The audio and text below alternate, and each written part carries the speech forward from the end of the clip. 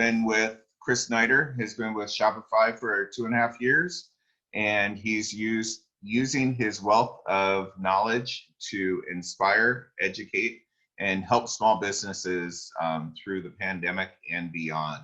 Great to have you, Chris. Thank you. My pleasure. Thanks for the introduction. Great to meet everybody. I'll drop a little stuff here in the chats. As we're going through everything today, feel free to drop some questions in the chats, say hello, anything like that. I have it pulled up.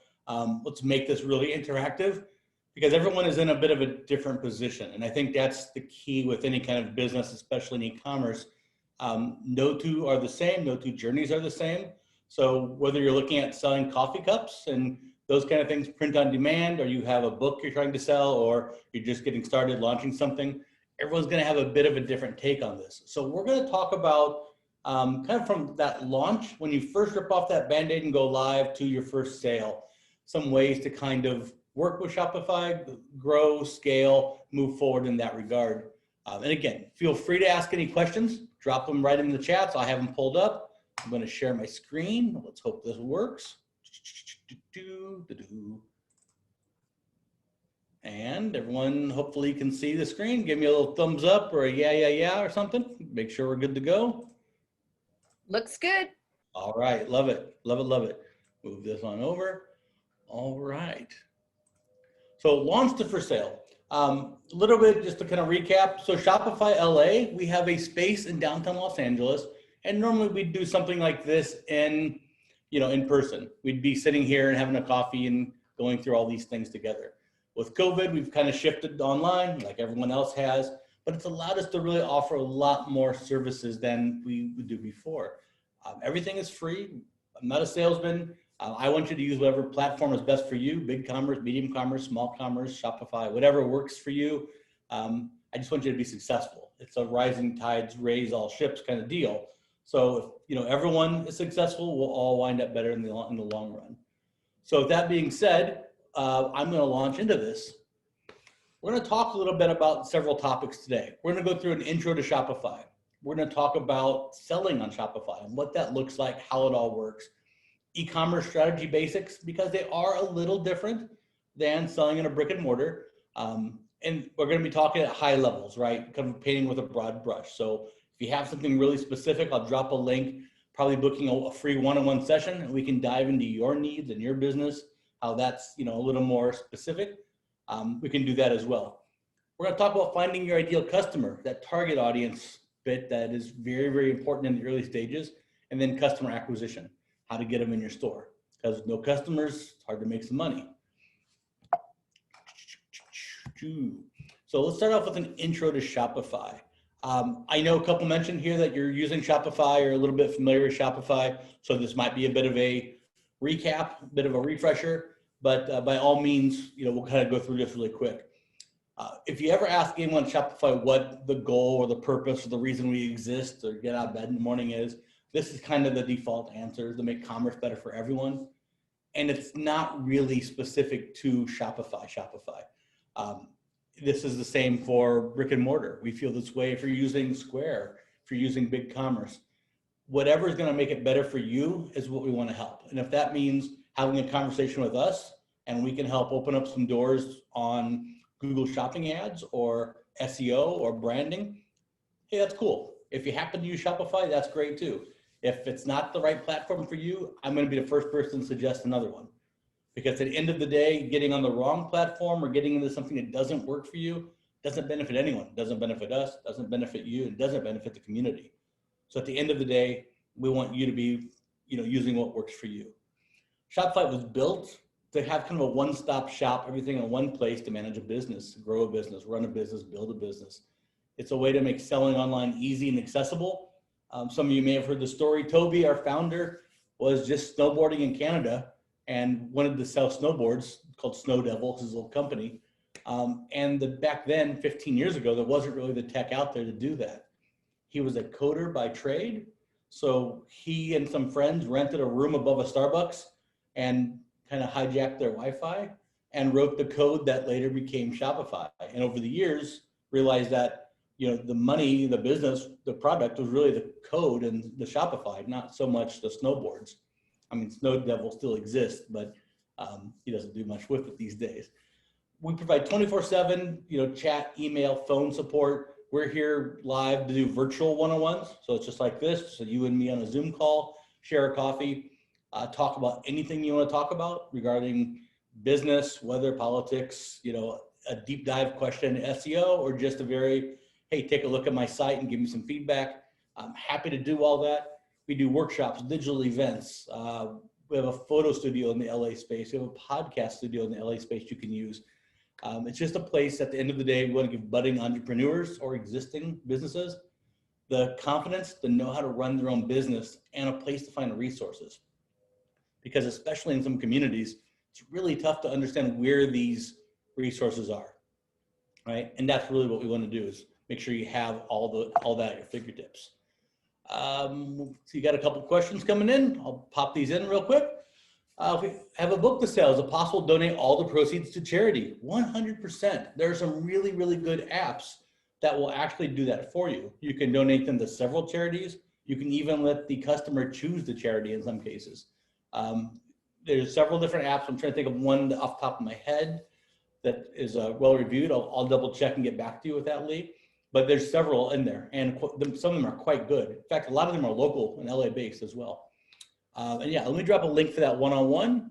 And if for some reason you book it and it comes back with someone else, I have 8 others on my team. I'll get a notification. I'll always try and grab it. But if I'm doing one of these or something else, then you might get someone else. So I'll make sure I check in with it as well. So we're in more than 1 million countries. More than 1 million users. I think we're at 1.13 million users right now. More than 175 countries. It's constantly changing, constantly rolling out. We just rolled out an integration with TikTok in 14 more countries. So it's constantly expanding. And what that is that the days of having that brick and mortar on the corner of Main and people got to drive to you and find you, those are kind of gone. You can be in front of the customers wherever they're at. If they're a TikTok user, or Snapchat user, or Pinterest user, Instagram user, if they're in Mongolia or in LA or in New York or Miami, you can be right in front of them. That's the kind of the beauty of e-commerce. It makes it really, really easy to either do local pickups or ship to someone, in Cambodia, wherever it may be. Right now, last year, we did about $230 billion in sales on stores using Shopify. Probably everyone in this room, in this chat, has been on the Shopify store in the last week or so, but you don't know it. We're kind of like the iOS or the Windows on your computer. Or behind the scenes. We don't run your business. We don't get involved in your business. We don't want to dictate what you do, how you market, how you brand, how you build. We're just there to kind of power it behind the scenes. And that's actually the part of it that appeals to me personally. Shopify's, I joined Shopify in 2000, carry the one, so I guess it would have been 2018. We've grown more than 60% since then. These last couple of years have been really, really big for Shopify and for e-commerce in general. So one of the questions that always comes up is, COVID. Is it a good time for business? It's tough. If you're opening a brick and mortar right now, it's, you have some unprecedented challenges that you have to kind of navigate through. And certainly you're going to have to, plan on surviving the next 6 months and a lot of uncertainty. However, more people than ever are shopping online. And as we'll kind of talk in a few minutes, the days of having just a brick and mortar are kind of gone. COVID taught a powerful lesson to a lot of people that, if I just had a brick and mortar and suddenly my doors closed, I don't really have a business anymore. Like suddenly I could open a website, but nobody knows it exists. How do I get my brick and mortar users to my website or to my Facebook page or whatever? So really what's important is to consider an omni-channel business, to have, a presence on social media and have wholesale channels and have sales channels out there and across the different social media presences and POS and your brick and mortar, all these different ways so that if one of them gets shut down, you're not out of the game. Lots of merchants, lots of people using Shopify. Everyone's heard of Kylie and Tesla and some of these other LA Lakers and all these other big ones, but really a huge percentage of Shopify users are us. They're small mom and pop independent people who launch a business, whether it's a side hustle or you've always dreamed of entrepreneurship or you have a great business idea and a great product and you're just trying to get some momentum going with it. It's all sizes. And that's one of the kind of things that appeals to me personally. I may meet with someone who is a single mother, 2 kids, going to school full time, working full time, just trying to get a second income for the family. And then, an hour later, I might be with Sierra Nevada Pale Ale, an international company. And at the end of the day, it's all exactly the same. Everyone wants to get more customers in their store and make more money, make more sales. There's really no difference between Nike and someone starting out other than the resources at your fingertips. So we try to level that playing field a little bit by providing you the same kind of resources, just without the multi-billion-dollar budget. I mentioned earlier about trying different platforms and being on the right platform. I can tell you that Shopify is a great platform, or that Square is a good platform, or Wix is a good platform, or anything else. But at the end of the day, the bottom line, try it for yourself. Make the right decision for you, regardless of what I say or anyone else says. I'll drop a link in here. There's a free 14-day trial. I think that's the same with most platforms. Get in there. There's no credit card required. Get in there and play around, monkey around with it, see if it works for you. Book a one-on-one session. We'll show you how to navigate it. We'll try to put it in perspective of what your vision and business is and make the right choice for you and your business. Don't worry so much about where you're at right now, but think about where you're going to want to be in a year. Because the last thing you want to do is you go with a platform and maybe you save $3 a month or $5 a month, but you have to change in a year because it doesn't meet your needs anymore. Don't put yourself in that position. Build something that's going to last. Build for the long term would be my advice. But always, go in and try it for yourself. When you do, and I'll go through this kind of quick, when you do launch a trial, you're going to see basically something that looks like this, right? This is kind of our brain center, nerve center, master dashboard, whatever you want to call it. We call it the admin. And essentially you can manage your whole business from here, from checking on your orders to printing shipping labels, looking at analytics, launching Facebook ads, discounts, adding apps, all those kinds of things, all from one place. Really easy. There's a lot of moving parts in a business. So this is just one place that you can really go in, get a quick overview of what's going on, take care of multiple tasks without having to go to different dashboards or different websites or navigate or learn different kinds of tech. It's all in one place. It's all really easy to use. If you've ever built a store on Shopify or been to my Build a Store workshop, it's kind of a lot of wash, rinse, repeat. And that's by design because it really lowers the bar, it lowers that learning curve. The last thing I want you to do is think that you have to spend a year learning Shopify just to be able to use it. I'm not tech savvy. I don't have a tech background per se, and I was able to figure it out. So I'm pretty sure if I can do it, a lot of people can. So with Shopify, we talk about products. You can add physical products, digital products. Print on demand is a real thing. So, if you want to do print on demand books and not have them published in advance, if you want to do print on demand coffee cups, t-shirts, baby clothes, dog clothes, towels, posters, whatever it is you want to do, it's a way to start without having to buy inventory or invest in products up front. You can sell products that you made. You can sell dropship products from manufacturers overseas. You can sell digital items like gift cards. Virtually anything you want to sell, there's very, very few restrictions. It's like anything else. You can't sell guns, right? You can't have a store selling hate, things related to hate crimes or whatever, things like that. But generally speaking, anything else you can envision selling, you can sell. Services I get asked about a lot. Absolutely can sell services. We have a lot of people doing financial consulting, salons, nail salons, hair salons, things like that, real estate. Tons of people use it. You can book appointments. You can charge for consultations. You can do virtual sessions. Like, if you're doing a financial planning, your product is that block of time. So that 30-minute block of time maybe costs $50. They pay for it. You call on a Zoom call and you're off and running. You can really adapt this to sell almost anything you can imagine. You can group things into collections. So you can have departments, t-shirt department, product department, service department, any way you can envision your store looking and working. That user experience is you're really able to do that. And that's really key because I think at the end of the day, again, you want your brand and your business to kind of reflect your dream, your vision, your idea for your business. And they shouldn't all look the same. They shouldn't all work the same. They shouldn't all feel the same. And so we work very hard to make sure that you have the ability to customize those. Mentioned collections a little while ago. That's just an easy way to kind of put your store into departments.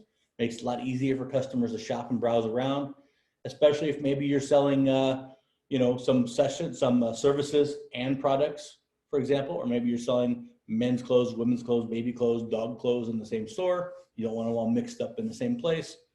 Nice, easy way to do it.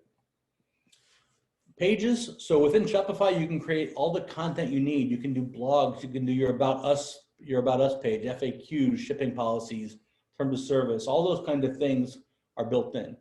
It does go a long way towards helping build trust with customers. Of course, you're talking about SEO and Google. Those are key things they're going to look at to determine if your business is legitimate. Does it have a return policy? Does it have a contact us page? Things like that. It is something that is very, very easy to use. The template is super basic. It's just a rich text editor, nothing too fancy. There's no coding required. If you do want something a little more custom, a little more fancy, a little more pop and sizzle, there are apps that allow you to go in and create a completely custom page, completely custom experience for your store. So if the template for a Shopify page isn't really doing it for you, you can download one of the apps and go in there and completely change the way it looks, works, and feels. Themes, 100+ themes available. It's changing all the time. Free themes, paid themes. They all come with a built-in theme editor. They're all responsive so that they look good on a mobile device or on a big screen or whatever it would be. Free themes are developed by us. So we take care of them. We work on them. If they break, we fix them. Paid themes are by a third party, generally speaking. They sometimes have a few more bells and whistles. So as you go forward in your journey and you start to understand, okay, I'm going to need this, or I really want to have this, some of those themes will have that built in for you. In the beginning, I would say everyone probably would want to start with a free theme. All the functionality is the same. They work the same. They look similar. It's just sometimes you don't know what you're really going to need until you've been open and established and gathered some data and have customers navigating your site and things like that. Again, I don't want to sell you anything. I don't think in the beginning it's wise to spend a bunch of money on things that you aren't certain you're going to get a return on. So you can change anytime. It's no coding required, just a matter of, switching themes, downloading a new one and switching them. You can actually have 20 themes in your store. So you could have 20 different themes done, tricked out, ready to rock and roll. A summer theme, a winter theme, a Christmas theme, a Mother's Day theme, a Hanukkah theme, a spring theme, a sale theme. And all you'd have to do is, go between them and, activate them to change the look and feel of your store. I mentioned earlier, sales channels, omni-channel selling. It's a big fancy term we use for having multiple ways for customers to engage with you and for you to make money. COVID taught a really, really powerful lesson to people. I spent the first 6 months of COVID dealing with merchants who would come in and say, virtually and say, I've had a store for 20 years. We do really well, but I've had to close my doors. I have a website, but I've never done anything with it. I have a Facebook page, but I've never promoted it. How do I get all my in-person sales online now? And the answer is you can't. I mean, not easily. It's not something that happens overnight. It's not like you snap your fingers and all that switches over. So building a store that has these sales channels in it from the beginning or from early on, I'm a huge fan of that. I'm a huge fan of being able to have that hub and spoke approach, like a wagon wheel, where your online store is the center, is the core of that wagon wheel, and all those spokes going out from it, those are your Facebook, your Instagram, your Snapchat, your Pinterest, your point of sale, your brick and mortar, your Google channel, your chat channels, your TikTok, wholesale channels, different ways that you can make money, sell things, engage with people. So if one of them gets shut down, you're still okay. If they'd had a store built like that and you closed their brick and mortar, you still have all of your Facebook going. You still have all of your website going. You still have everything in place. And all that data is shared between them because that hub and spoke model. Instead of I have my POS data that's over here in my brick and mortar, and I have my online data, and I have my Facebook, but none of it's really connected or integrated in any way. Puts you in a really, really bad spot. And it was tough. And I think all of us probably had an experience with someone that was in a bad spot, and it was emotional, and my heart went out to them. I just didn't have a 5-minute solution. And many of them they're doing fine now, but it's been a tough road. So let's talk about e-commerce strategy. Before you start identifying and connecting with your target audience with, hopes they're going to buy from you, you really need like two important things. You need to understand well your customer life cycle, that marketing funnel, and then your unique selling proposition. So let's go through these in a little more detail. And these apply to really any business, but probably 80% of merchants I sit with, or I meet with, and come to me and say, Chris, I've been open for a year and I'm just not making any sales. Generally, we're going to go back to a branding conversation. Unique selling proposition, target audience, always are key. Let's look at your copy and your photography. So many people, and I think Shopify doesn't do a great job of this sometimes. We say, launch a trial, start a business today. And, Lee goes and he launches a trial and he launches his business and, he's open, right? Store looks great, but nobody's coming. Well, and then when they do come, it's 100% bounce rate. And it's really because there's no branding built. There's nothing unique about it. It's just, I sell shirts. Here I am, come buy my stuff. And that really doesn't get it done. It's a bit of a different strategy. The marketing funnel is entirely different. At the top of the funnel, you have the awareness stage. Prospects likely don't know the value you provide. They don't know what's unique about it. They don't know what's different about your brand. They land on your page. Does something resonate with them? I mean, I've definitely sat down with people who understand what they're offering and they can articulate to me why they're different. But when I land on that homepage, it doesn't show me why they're different, why they're unique. It doesn't show me what's different about your brand and why I should care, right? Consideration, this is where people are now a little bit more aware of your brand, your product, and your value. They understand maybe what's going on, why you're a little bit unique, and maybe they're curious. Maybe they're on your mailing list now. Maybe they checked out your social media. They know a little bit more about what you're all about, but they haven't really fully committed to it yet. Sometimes a one-time discount code can be a tactic to kind of push them down that funnel, but they need something to kind of take them into that next step. Now, conversion, this is where the magic starts to happen, right? This is where we all want to get to. People are really ready to start thinking about purchasing from you. They like the brand. They understand why you're different, why you're unique. They start to really understand the value behind what you are, whether it's because your business resonates with them, it's something they're passionate about, or because it's a product that they understand the value and how it applies to their life. For this, focus on generating content for marketing purposes, blog posts, Instagram stories, where you're giving people inspiration, testimonials, or just a highlight of benefits of owning your product. It's not good enough to say our product is different, but show me why that difference is valuable to my life. How does your product solve a problem in my life or make my life better in some way? Even if it's not necessarily truthful. We've all seen the ads for, in a Vogue magazine with a beautiful woman in the black and white flowing dress. She's on a balcony in Paris. Everything looks amazing. And all the way in the back, there's a little tiny bottle of perfume on the dresser in the back somewhere. Well, they're not selling you that perfume. They're selling you her lifestyle. They're selling you that if you have this product, your life will be this much better. And that's really what we're talking about. It's how does this product affect my life in a positive way? Then we have loyalty and advocacy at the bottom of the funnel. These are really the two stages where you want to craft relevant, useful content to keep people engaged, keep people interested, keep people coming back to you, sharing. They become your cheerleaders. They're sharing your business, liking, loving, clicking, all those kinds of good things. You can increase them through affiliate marketing, personal discount codes, things like that.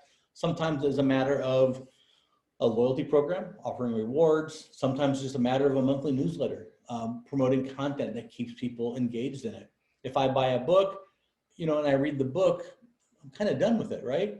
So what happens in 6 months? How do you keep me engaged so that I'm ready to buy your next book when it comes out? Or share that book with a friend or refer it to a friend. You don't want me to forget about it. So how do you keep me engaged? It can be fun. It can be something that's interesting, something that's valuable, something that's personal. It's always a way to keep me remembering, yeah, I remember that site. I remember that book. And when it comes up, I'm ready to share that information with somebody.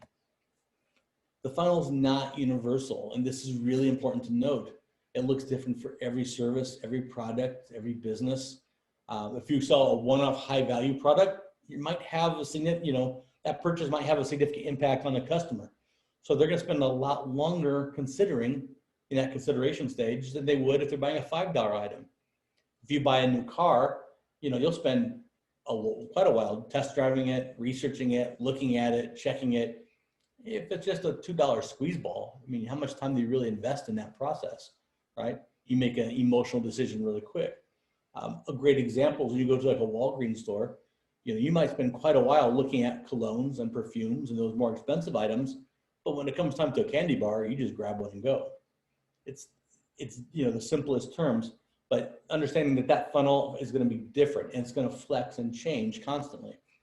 So as we're talking about these two stages, these first two stages of the funnel, they require customer acquisition strategies to really nurture those leads into that top of funnel and then push them down towards conversion. We're going to talk about these strategies a little bit later in the presentation, but really first, let's talk about that USP, that unique selling proposition. Sometimes you hear it's referred to as a value prop or value proposition. Technically, they're a little bit different, and I alluded to it earlier, but a great selling prop kind of starts with that one question: what do I do better than anyone else? What is unique about my brand or my business or my product? And how is that valuable to the person reading? Maybe it's customer service, maybe it's the process, maybe it's price or selection or return policy, maybe it's a social justice cause, maybe it is that it's a woman-owned business, Black-owned business, Latinx-owned business. It can be almost anything that customers find valuable. Just keep in mind, though, that your company, your products, they're probably more comparable than you think. So you want to take a look around and see how your selling proposition stacks up against your other competition. You want to establish how you're different, how you're better, how you're unique. And then again, what sets you apart in the minds of your visitors? Value is always needs to be the lens you look through. Just being different isn't always enough. Showing them how that difference is valuable is really the key of it. And of course, you have to communicate that. And if you ever drop on a website, right, and we call this top of the fold, above the fold, if you ever drop to a website, you have about 3 seconds subconsciously to make a decision. Am I in the right place? Is this for me? Am I interested in this? And you're going to do that very, very quickly by looking at the pictures, looking at the copy. It's a 3-second snapshot. And either it's there or it's not. If I land on a website and I see a bunch of little kids playing with toys, am I going to click around in hopes that maybe they sell something I'm interested in? Probably not. It doesn't feel like the right place, doesn't look like the right place. I'm going to go. If you go to Target, you get in your car, you drive 20 minutes through traffic, you circle the parking lot for 10 minutes, you find a shopping cart, you walk inside, you sanitize up, you walk through the store, you go to the aisle. If they don't have what you're looking for, do you just turn around and walk out the door? Probably not. You probably still shop around. You invested all that energy and resources getting there, right? Well, online, e-commerce isn't like that. There's no investment. I came to your site, it didn't look like I'm in the right place, I just click the X and I go. It's that easy. So if there's not something on that homepage, not something in that first 3 seconds that resonates with me or shows me value or shows me why I should care, why am I going to stay and search around hoping that maybe there's something somewhere I'm interested in? Especially if I came from like a social media post. I'm just browsing along and I clicked on something that I liked. I'm just going to go right back there and keep scrolling around. So this is the place on that top of your homepage, that hero image, that first 3-second shot, where you really want to communicate your selling proposition. What am I selling? Do I know what you're selling? Do I know why it's different? Why do I care? Is there a clear call to action? If you just land on a page and this is the picture, what are you selling? Do I know? And what am I supposed to do? Is there something for me to click on? Do I shop? Is it just informative? Just a nice picture to look at? Customers, and we're all guilty of it, we're kind of dumb and lazy when we come to being consumers and shoppers. We don't want to work too hard. We don't want to research things in the moment. We want to have a clear price and a clear call to action and something that's very easy for me to understand. What am I looking at? Do I want this? And what do I do about it if I do want it? Your content should always be informative, engaging, but most of all, it's to persuade visitors to purchase products or at least find out more about products. But before we start making campaigns, before we start thinking about What do we do with that information? It's important to deeply understand your buyers, their needs, their lifestyles. Once you have this knowledge, then you can use it to really persuade potential existing customers. Your target audience is really, really crucial. And understanding their lifestyle, understanding who they are, goes a long way towards how you're going to build that site. So if we think about it, we talk to a 70-year-old differently than we talk to a 10-year-old. We talk to a pastor differently than we talk to our friends. We alter our tone, our language, our voicing, the emojis we use, the jokes we tell. So understanding that audience is key to even the basic way we set up a store. Your target audience, in short, will influence your copy. It'll influence your product photography, your lifestyle photography. It'll influence the way you write, the tone you use, the emojis you use, your social media posts. It influences all that. But the first step is figuring out who they are. Who is that target audience? So, two questions I would always start with would be, what problem does your product or service solve? What's really unique about it? What product does it solve? And who is most likely to have this problem? Now, these are big questions, big broad strokes, right? So once you kind of have that in place, you're going to have a very general audience. But let's get a little more specific about the pain points your product or service addresses and who feels that pain. Let's think about what that lifestyle is like for that person. So these are a few things you can start thinking about, but it's not necessarily good enough to think that my customer is going to be a female identifying person, 24 to 34 years old. That person who lives in East LA is going to be very different than that same person who lives in Bel Air. Different lifestyles, different lives, different income, different interests, different brands, different everything. So how do you lump people together like that? Well, ideally, the more granular you can get with this, the better it's going to be. If you can identify that are they office professionals, or do they work maybe in a service industry? They're working as a server at night. Why is that important? Well, what time of day are they going to be online? If they're working as a server, they're probably not on Facebook, Instagram at 8 p.m. They're in the middle of a dinner rush. If they work in an office, they might have more access to emails during the day, but they may not be on their social media channels as often during the day. Just as a very easy example, geographic location is important, right? Demographics, gender, education level, income level, marital status, languages, culture, even things like values, attitudes, things like this. If we're launching a business and it's important to you to say, I'm a woman-owned business, then understanding who that audience is going to be and who's going to care about that is key. A great example would be, let's say, you have a women's jewelry store and you have amazing copy, an amazing unique selling proposition, amazing products, amazing photography, but you send all your ads to me. I'm a 47-year-old guy. How often do I buy women's jewelry? Mother's Day, Valentine's Day, Christmas maybe. That's about it. So even though everything else was nailed, the wrong target audience can kind of have it fall flat on its face.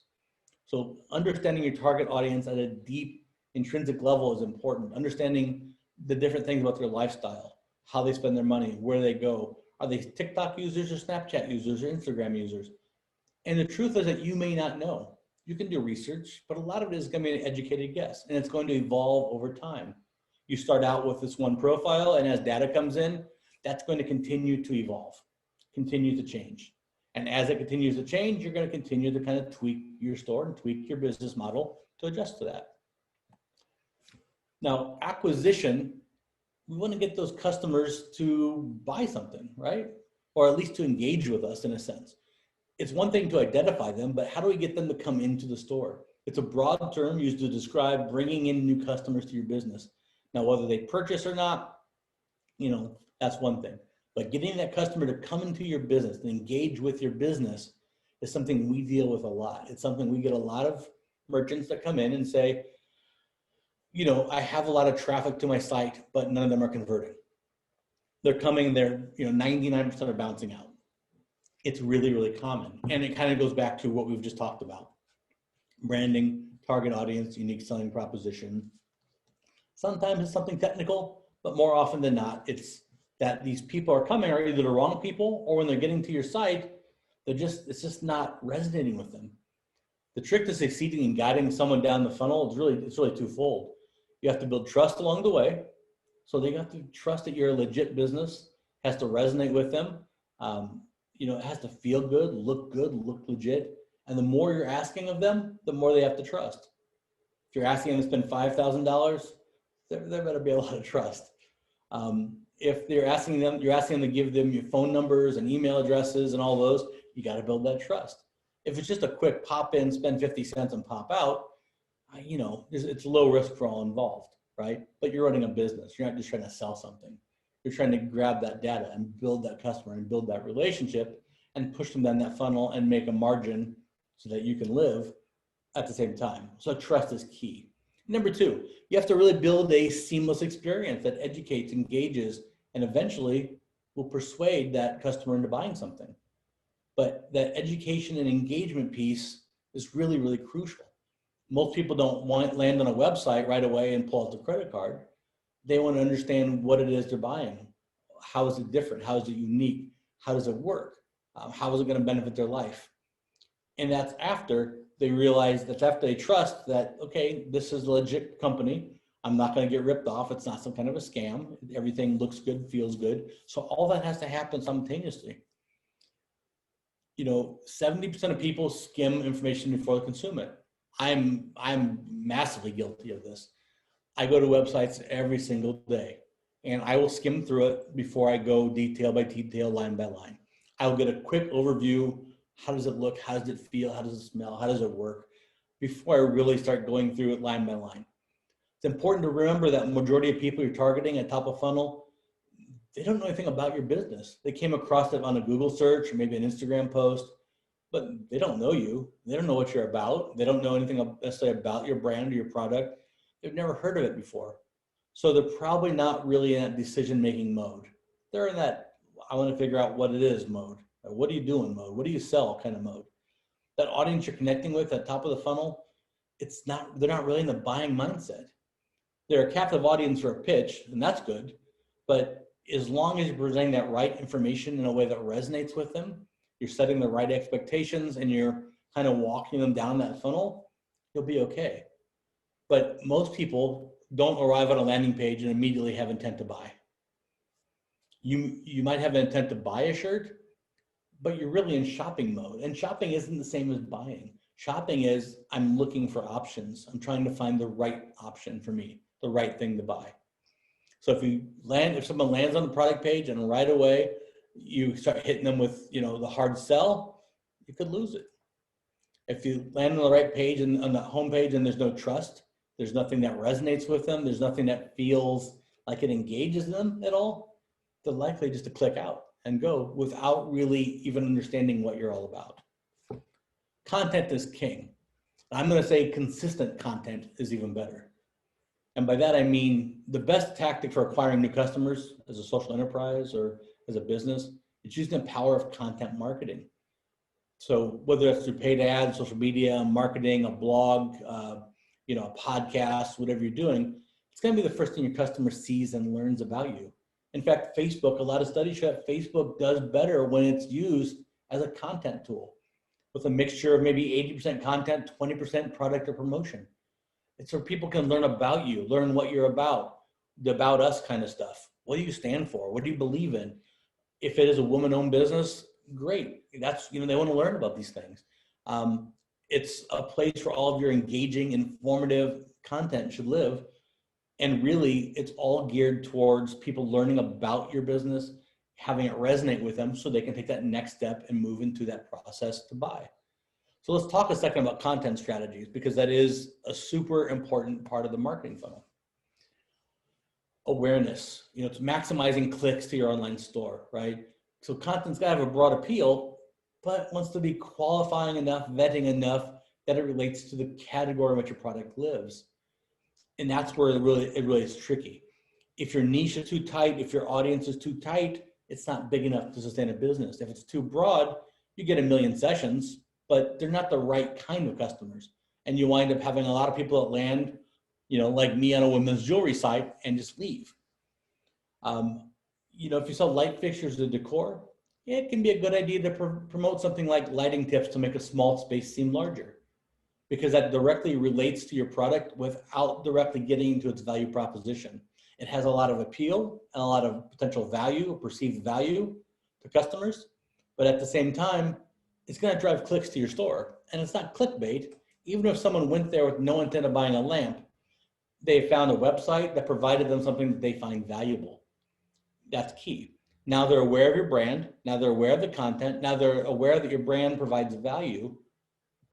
And that's half the battle right there. Consideration. It's important to understand that the content you promote is actually tying into your product's selling proposition at this point, especially. So while that might not be going for the hard sell, it's at least start communicating that there's a solution to the problem, that you're offering something that has value to them or their lives. And I know this seems like a lot, but again, if everything you're doing is looking through that value lens of how is it valuable to that customer, it's going to drive a lot more sales. And how this ties into that launch to first sale is, having that website is great, but you want sales and you want engagement, you want customers, you want an audience of people that are going to buy and share and like and click. And understanding this customer, understanding this funnel, understanding these portions of the funnel are really the key to that. And I want to set you up for long-term success. I don't want to get you one sale. I want to get you a constant flow of sales. I want to have traffic that's vetted coming into your store while you're sleeping, while you're on vacation, and things are happening without you having to go and pay for ads. Because let's be honest, paying for every set of eyeballs to look at your site, you'll go broke. It's not sustainable. You can't build a business on paid ads alone. So organic marketing, this kind of content marketing is really the key to that. A discount code for percentage of a first order, free shipping for first order can be a great way sometimes to bring someone who is interested, who likes the value you're offering, but maybe wants to you want to move them down that funnel one step into that whole consideration stage, right? So if I come across that ways to light your house kind of blog and I'm digging it, well, to move me from that into maybe I want to buy something, that's where discount codes, that's where free shipping, that's where showing me that there's a value in actually purchasing a product. That's where that comes in to play a little bit. Now at the purchasing stage, you just want to be direct. You're just closing the deal here. You are really just trying to drive that sale. You're clear, you're upfront about the product and what its value is. Retargeting can be a good tool in all this because users don't necessarily show up to your site with intent to buy, like I said. Even if they're qualified, even if they're the right kind of user, depending on your product and your brand, they still may need time to think about it. So retargeting can be a really good way to get back to them as well. But you have to understand that when people in that purchasing stage, time is of the essence. People don't stay in a purchasing stage forever. If I come to your site and I'm looking at your product and I'm like, I'll think about it, am I going to come back in 2 months and make my decision then? Probably not. I've probably forgotten about you by then. No offense to anyone, but do you remember the last 10 websites you went to? The URLs or the names? Probably not, unless one of them is Amazon. We generally don't remember because we came through it through a Google search. We came through it through another organic means like a Facebook or Instagram post. We didn't sit down and type in the URL that we had written down somewhere, or it's a link that someone shared. And now you have to go back to Facebook and find that post or find that link again so you can find that business again. And you may only remember that it was a nice store that sold nice lights, but you may not ever have known the name because you came through it through a link someplace. So retargeting and things like that can really help with that purchase decision. But we got to reach the customers. We understand what to write. And again, the idea of writing copy is strategic. It's to persuade someone to take some form of action. Click on this, buy this, look at this, go over here, follow this, subscribe here, give me your email. It's getting them to do something. But you still got to reach those customers first. Putting out a great blog is awesome, but if no one reads it, it doesn't do you a lot of good. So we know what to write at each stage of the funnel, and we know kind of what the strategy would be at each stage of the funnel, but we got to figure out how to reach them with the blogging, with the paid and organic campaigns and email marketing. And this is kind of the last step of this. Blogging is really powerful, and there's a bunch of misconceptions about blogs. I lived in Cambodia for 3 years, which sounds kind of crazy. It was. I brought my dogs to Cambodia, which was even crazier. Don't do that. It's wild. But I couldn't figure out how to get my dogs to Cambodia. All the websites were in, Khmer. There was nothing clear that said my dogs would be quarantined or needed these 7 shots or whatever it would be. Couldn't figure it out for the life of me. So I'm in there Googling like crazy. And I'm Googling dog Phnom Penh, bring my dog to Cambodia, vets, Cambodia, all kinds of things. Not really having much success.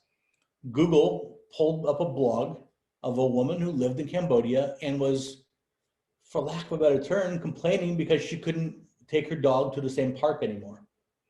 So Google put that in front of me and I thought, well, she lives in the same city and she has a dog. What the heck, I'll give it a go. So I reached out to her. Turns out she was able to give me all the information I needed, hook me up with a veterinarian. She had a small business there, and I was a customer for about 3 years while I lived there. All because Google connected me with a blog that was relevant to me, but it wasn't what I was looking for. I wasn't looking for dog parks. I wasn't looking for where dogs can pee or laws regarding parks, or even the part of city she lived in was different. But it was relevant enough that Google connected me to it. And because of that, we were able to go to Cambodia and bring our dogs there, all because Google connected me to a blog. Now, blogs don't have to be 5,000 words. They don't have to be a mission statement or some kind of a, giant diatribe. A top three tips for lighting in January 2020 is a great blog.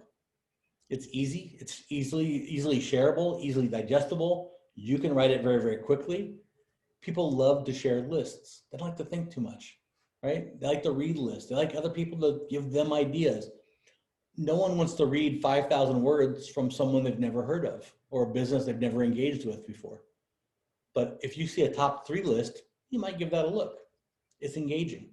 Blogs can be all kinds of different formats. They can be an interview. They can be a Q&A format. They can be a top 3 list, or my favorite toy for January. It can be almost anything, but they don't have to be long. They don't have to be in depth. They are rich in keywords. They are rich in relevant content, and that's great for SEO. But more importantly, they provide content that shares some insight and value that is somehow related to your business or your brand. If I was selling hiking boots, I wouldn't blog about hiking boots. I would blog about hiking, or about campfires, or about shoestrings, or the best socks for hiking, or top 3 hiking trails in Los Angeles for January. I would blog about things that people who wear my hiking boots care about, but not so much hiking boots.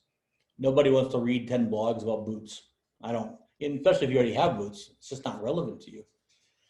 Facebook and Instagram, we all hate them. We all need them. There's almost no way to get around it. You kind of have to deal with them at some point. Facebook is one of the easiest ways to really target an audience. You can get very, very granular with that target audience. They both have billions of users. Virtually everyone, even people who don't use Instagram and Facebook, the business pages are still relevant. The SEO aspect is still relevant. People who don't use Facebook still use Instagram. For example, like my wife, she's on Instagram all the time, not on Facebook. They use it differently. Posting the same content on both may not be a great strategy. Instagram is all about the hashtags and the stories and, people kind of going through and looking at great pictures and videos. Facebook, like I mentioned earlier, it's a place where people go to find out more information about a business. Think about it. If you went to a business and they didn't have a Facebook page, would you think that's kind of weird? It seems like everyone has a Facebook page. You might question if it's legit or not. Not to mention, it won't really give you any more insight. You're really just betting a farm that people are going to get everything they need right from your website, which we already talked about. People aren't going to go there and click around if it doesn't look good or feel right or engage with them. So Facebook, Instagram, they're great ways to build up organic traffic. Think about it in this like a swimming pool. If you're in a swimming pool and there's a couple of kids on the far end and they're just kind of quiet, chilling, not making a lot of noise or fuss, you really don't notice them too much. But if they start splashing around and screaming and yelling and going crazy, you notice them.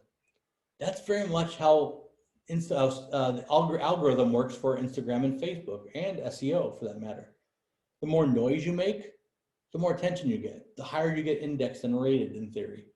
Now, there's a lot that goes into the algorithm, there's a lot that goes into it, but that's a really simple explanation. So if I go on Facebook and I have one follower and I put up one post, nobody cares. Facebook doesn't care. They're not going to suddenly move me to the top of every list because, oh, wow, Chris made a post. They don't care.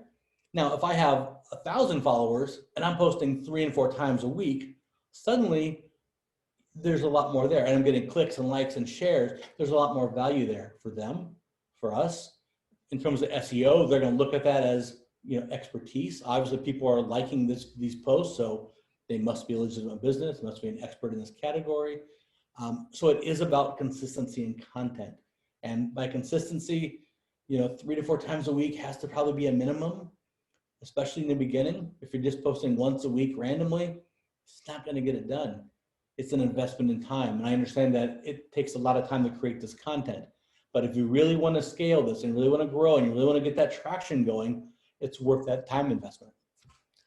Now, Google's a little bit of a different animal. There's really 3 types of ads. There's the Google Search Network. That's just the Google search we all know and love and use. There's Google Display Network, which is, it's kind of renting the space on third-party websites to display ads. Kind of like you see billboards by a highway. It's huge. The estimates are like 90% of internet users see these kind of ads, but they're really best for retargeting. And then there's Google Shopping. Google Shopping is a different way to do paid ads. It's a little bit of a different strategy in that Google determines what they're going to show, where they're going to place it, and who they're going to show it to, but you're only paying for the actual clicks. You're only going to pay when someone clicks on it. So it's a bit of a different strategy. Google.com has a lot of information about these. We actually go into them a little bit in some of our one-on-one sessions. People a lot of times think about Google as a really good secondary marketing strategy and not so much as a primary marketing strategy. I say you go for both, but it really depends on your business. But SEO, in terms of Google and SEO, is something that early on you should plan for. You should build for it. As you're launching your business in the early stages, making sure that you are as well positioned for SEO as possible. SEO is the long game. It's not something that you're going to do today and tomorrow you get sales. It's something you're going to do today, and over the next weeks or even months, you're going to see it start to take hold and start to work. And if you've done it right, it's sending in free vetted traffic while you're off at the beach or doing whatever you're at Ralph's or whatever you're doing. It's going to be sending that traffic to you. And remember, if someone goes to Google and Google's women's shirt or women's silk dress, they probably have a pretty high intent of buying a women's silk dress. So it might as well be from you. You just have to do your part to help Google help you. Now, a Facebook carousel ad, these are a couple different kinds of ads, and you can do these right from within Shopify. If you go to your marketing tab right over here, you can do a lot of these ads right from inside Shopify. A carousel ad is great. It's a great way for people to discover you, to understand different things about your brand. If you're a company like Movement, maybe you sell sunglasses and watches and accessories. So you want to show multiple facets of your business. Carousel ads or slideshows in some cases, they're a great way to do that. Since it's within Shopify, since you launched the ad in here, you don't have to go to Facebook's ad manager to do it. You can do it in one place, and then you have one nice little dashboard. Same exact result, same process. Doesn't matter where you do it from. It's just wherever you want to manage it from. It's really up to you. We created this section to make it a little bit easier to create ad campaigns without leaving Shopify's admin. That way it's kind of a user-friendly interface that you can do all this in one place. Email marketing. Now I saved this for last, but it's kind of like saving the best for last. Across e-commerce, does anyone know what the conversion rate is right now? Average conversion rate? Anyone have a guess what that would be? It's right around 2%, right? It changes a little bit depending on vertical you're in, but right around that 2% mark. Email marketing converts at twice that, converts over 4%. And you say, well, why is that? Well, the reality of website traffic, even highly targeted traffic, is that most people are new and they haven't returned. They don't know anything about you. And if they've come back, they may not ever return unless you do something to keep them. Email marketing takes away the discovery portion of it. These aren't new people who don't know anything about your site. These are people who have already found your business. They've already been to it at least once, liked it enough to at least drop in an email address out of curiosity, boredom, they wanted a coupon, whatever it was, but something reached out to them just enough that they gave you that email address. So you're getting a good second chance to make a really good first impression. So growing your email list that data is like gold. Those email addresses are like gold because they're going to convert for you twice as much, twice as often, at twice the rate that anything else will. Social media, SEO, anything else. Email marketing is going to be more effective, and you can automate it so that when someone comes to your